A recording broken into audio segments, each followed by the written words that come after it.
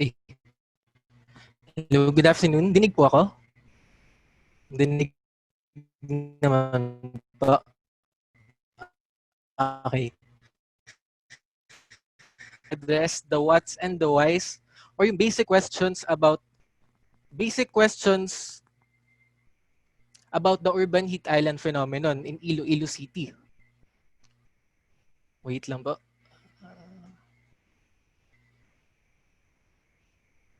Next slide, please. Okay. So I'm sure very familiar na tayo sa napakaraming hazards na na-experience natin sa Philippines. Meron tayong typhoons, meron tayong flooding, meron tayong earthquakes, we have storm surges, pero bihira natin marinig kung yung urban heat or yung urban heat islands. In fact, kapag nag-search ka nga ng oldest article about urban heat islands in the Philippines, yung oldest article ay last 2012 lang. That was 8 years ago when inquirers stated that Metro Manila is now an urban heat island. So our first question for today is, what is an urban heat island? This was already defined as, so an urban heat island is a phenomenon which results from having higher air or surface temperature in urban areas relative to their surrounding rural regions. What do we mean by urban and rural areas? So, sa presentation na to, we will simply define urban areas as areas with high population and built-up density, while rural areas, yung opposite niya, low population and built-up density. So, ang urban area pwedeng entire city or pwede ring portion of a city. Ano naman yung pagkakaiba ng air and surface temperatures? So yung surface temperature, siya yung, for example, sa yung road, pag tinouch mo yung surface ng asphalt road, yung temperature na mafe-feel mo, yun yung surface temperature niya. Sa field, mini-measure namin siya usually using compact infrared thermometer, which is kamukha nung ginagamit ng security guards pag bago tayo makapasok ng malls, pag chine-check yung temperature natin, body temperature natin. But pwede rin natin ma-measure yung surface temperature using satellites or drones equipped with thermal infrared sensors. Meanwhile, air temperature naman, mas familiar tayo dito dahil ito yung yung nire-record and madalas na makikita natin sa weather reports. So, now that we know kung ano yung urban heat islands, ngayon, ang next question natin is, what are the evidences of UHI in Iloilo City? Bakit siya pinili ng Project GUHeat as one of its study sites? So, brief background muna about Iloilo City. So, Iloilo City is the regional capital of Western Visayas region, and well, yung was the center of Iloilo Guimaras Metropolitan Area, but I think last 2017 wala na to. So provincial capital of Iloilo province. So it is one of the 33 highly urbanized cities. It has 180 barangays which are clustered into 7 districts. So here is the administrative boundary of Iloilo City. Notice na compared sa Metro Manila na pinakita ko sa introduction kanina, na yung Metro Manila, di ba, halos puro built-up areas na siya. Sa Iloilo City, well, majorities, pero may malaking parts pa rin ng Iloilo City na agricultural lands, rivers, etc. So, here are some photos of their land.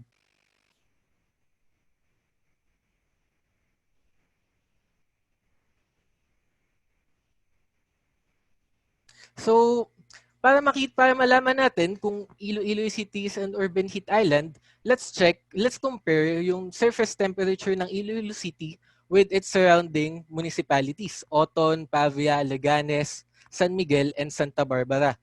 So, notice yung land cover characteristics nila ay sa Iloilo City, Sa Iloilo City is heavy yung built-up area while sa surrounding municipalities ay relatively mas konti yung... Hello?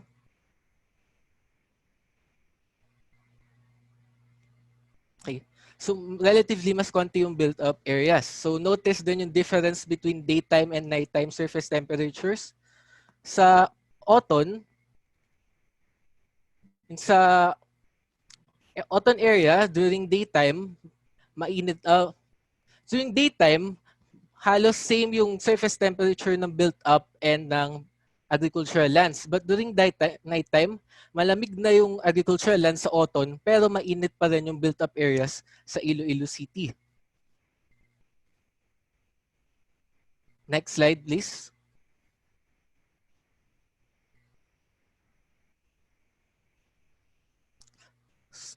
So, wait. So, pabalik ng isa.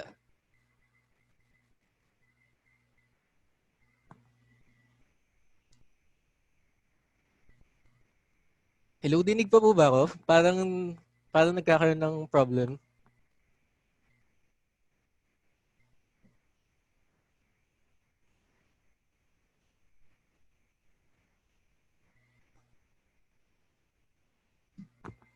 Okay, so notice na during nighttime, true na mas mainit ang Iloilo City compared sa surrounding municipalities niya. But during daytime, kung makikita nyo, hindi ang Iloilo City ang pinakamainit, yung Auton and Pavia. Why? I-explain natin later. Pero ito muna yung observations natin. So first, the magnitude of average surface temperature is higher during daytime at nighttime. So during daytime, around 30 degrees Celsius to 33 degrees Celsius siya. Pero during nighttime, 23 to 24 degrees Celsius lang. Despite this, UHI phenomenon is more obvious during nighttime than daytime. So, ibig sabihin ba no na during daytime, walang urban heat islands in Iloilo City? The answer is no. We have the concept of intra-urban heat islands wherein within an entire city or within an urban heat island, meron din tayo mga hot spots or cold spots. So if we look into this urban heat island profile, makita natin na within the city, yung downtown area, yung pinakamainit, then lower yung temperature ng commercial, residential, rural, and parks. So now that we are aware with this concept, let us take a look at the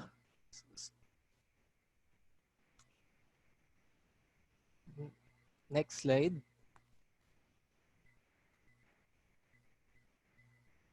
Let's take a look at the surface temperature of within Iloilo City. So ano yung evidences natin na within Iloilo City merong hotspots or merong urban heat island phenomenon. So tingnan natin. So city proper is one hotspot. So ang city proper has an average of 37.7 degrees Celsius na surface temperature. While ang portion na to sa Arevalo is a cold spot with an average surface temperature of only 33.4 degrees Celsius. So 4 degrees Celsius difference. Another hotspot, surface temperature hotspot in Iloilo City is this area in La Paz. So the average surface temperature of this portion is 36.4 degrees Celsius, while this area has an average of only 33.1 degrees Celsius. 3 degrees Celsius difference. So aside from surface temperature, sabi natin sa definition kanina, higher surface and air. So tingnan naman natin yung air temperature. So we did a mobile air temperature survey within Iloilo City rin with the assistance of the City Planning and Development Office. So yung pinapakita ko dito is yung result na afternoon survey namin. So let's select some hotspots. So this portion of the road over here has an average of air temperature of 40.5 degrees Celsius, while this area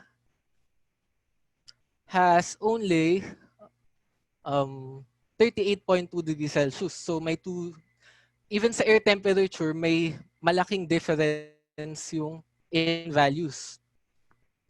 Another air temperature hotspot is in this area sa may Haro. So it has an average air temperature of 41.7 degrees Celsius, while this area in La Paz has an average air temperature of 36.7 degrees Celsius. So based on this proofs, masasabi natin na there exists nga urban heat island phenomenon within Iloilo City. So ang next question natin is, why does urban heat island occur? Bakit tong hotspots na to mainit? Bakit yung cold spots na to malamig? So this was discussed last Friday, pero we'll highlight 4 major causes. So first is low vegetation cover. If we compare areas with high vegetation cover, shown in the figure, versus areas with low vegetation cover and high built-up cover, so makikita natin yung malaking difference sa air surface temperature. Sa air temperature, nagre-range lang from 28 to 29 degrees Celsius sa areas na may high vegetation coverage, while sa areas na may high built-up coverage, nagre-range ng 32 to 33. Same with surface temperature, sa visualization pa lang, almost dark blue yung mga vegetation, while yung built-up areas, red or orange. And if we take a look at the bigger picture,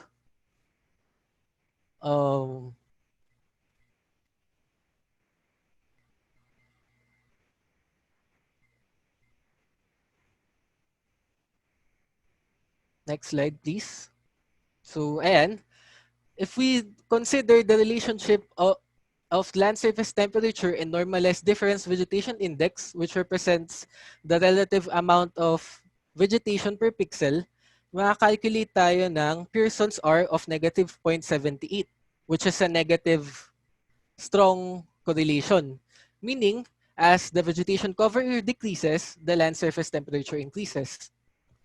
Conversely, when we calculate the Pearson's R between land surface temperature and built-up index, which represents the amount of built-up per pixel, we obtained a strong positive correlation, which means the higher the built-up cover, the higher its land surface temperature. Ngayon, anong meron kay built-up area? Bakit siya mainit? So our next cause of UHI is thermal properties of built-up. So let's take a look at this example. We obtained the surface temperature profile of common surface materials. We have asphalt, concrete, grassland, and bare soil. So ano yung observations namin? First is, yung asphalt can be hotter than concrete by up to 11 degrees Celsius. Second, concrete and bare soil has a difference of only 3 degrees Celsius. This explains why during daytime kanina, magkasing init lang yung agricultural lands or dry lands sa Oton and Pavia and yung built-up area sa Iloilo City.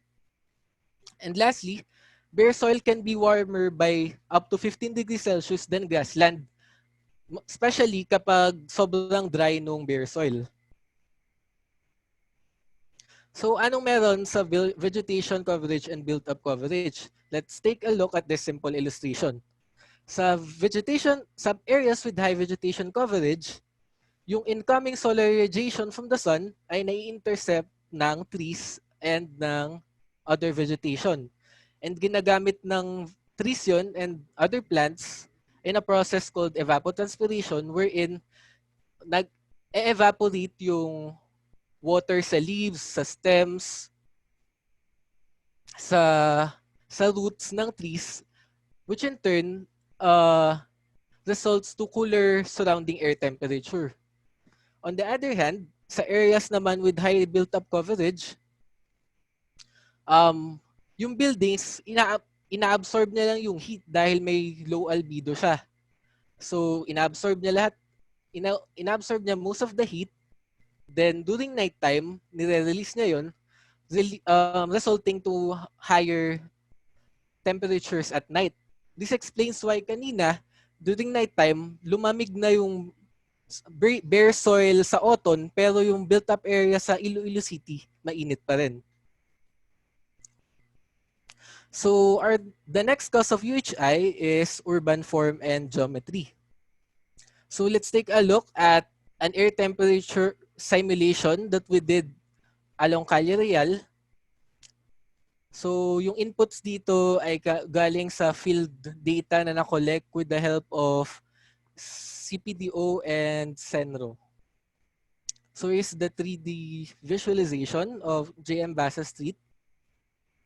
And here is the simulated air temperature at 9 a.m. Notice na at this portion, mas malamig siya kaysa dito sa portion na to dahil dito sa portion na to, bounded siya by 2 buildings on both sides, while dito sa portion na to, one side lang yung building. So mas exposed siya sa heat.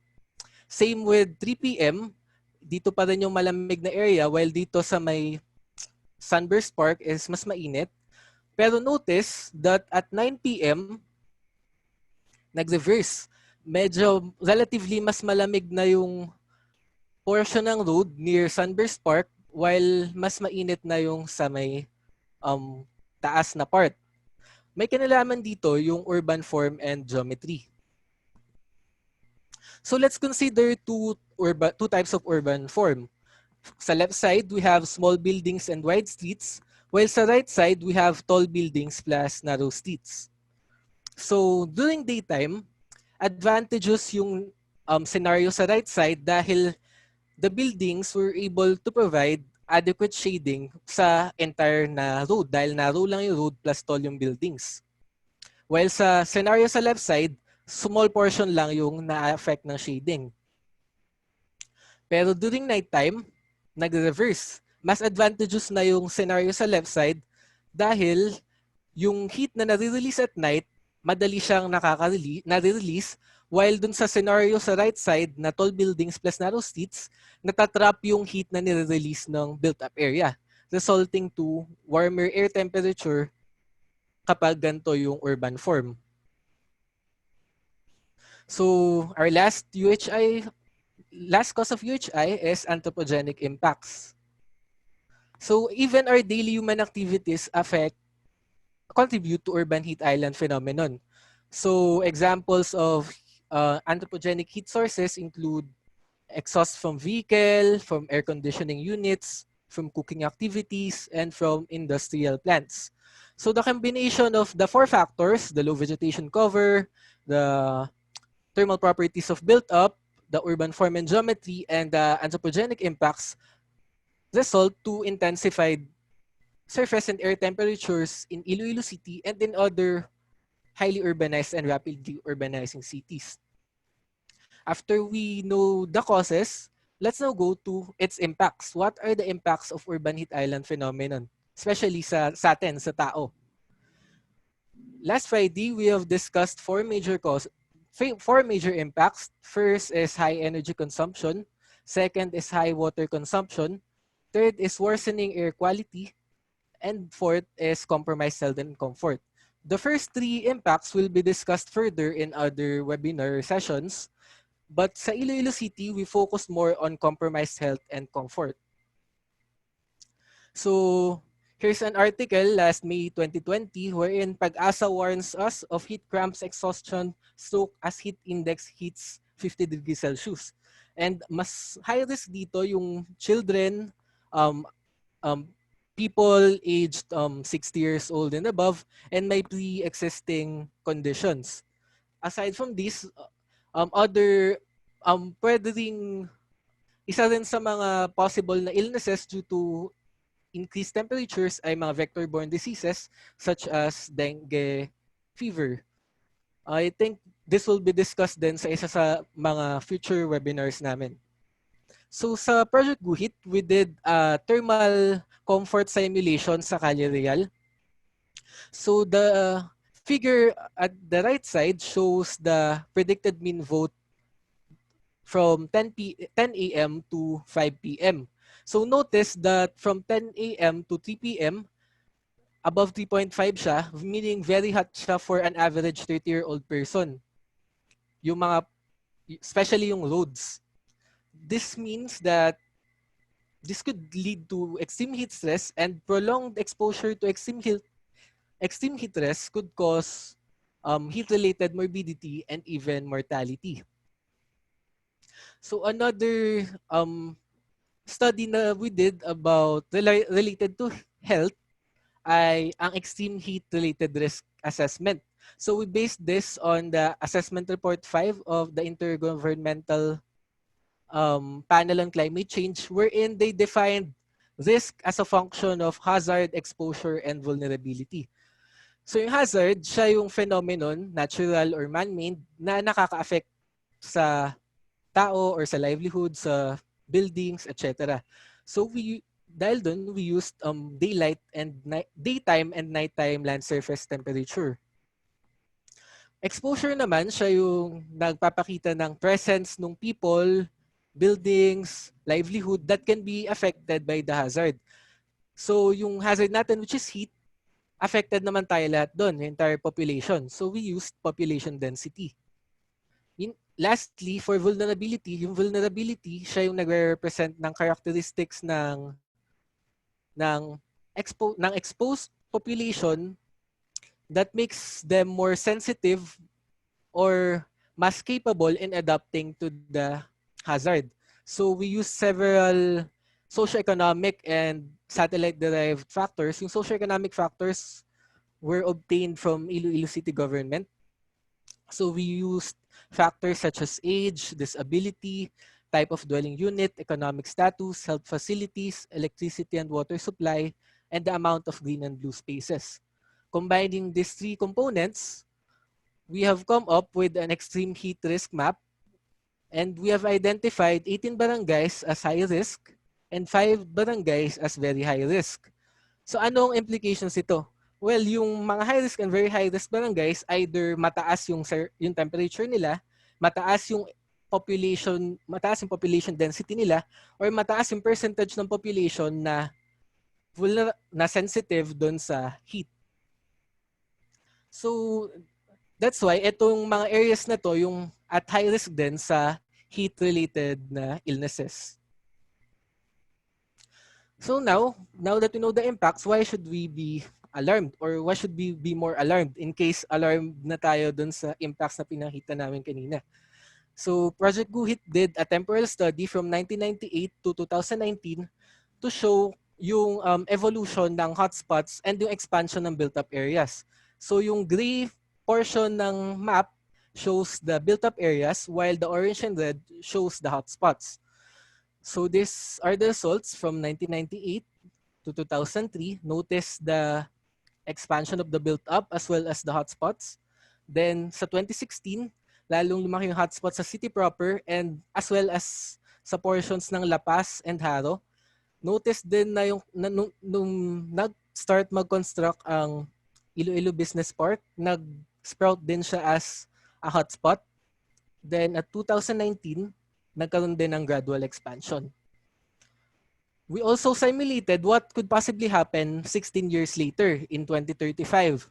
So, ito yung naging result ng simulation namin ng future land cover change and ng hotspots. So as you can see, lalong nag-expand yung built-up, and almost the entire city proper could possibly become a hotspot, and lalo ring nag-expand yung hotspots dun sa previous na minention kong areas. may nag-sprout din na bagong hotspots doon sa built-up areas, sa areas na previously agricultural pero possibly magiging built up in 2035. So our findings are first, in the next 16 years, built-up expansion could possibly occur on the northern and western parts of the city na currently are dominated by agricultural lands and bare soil.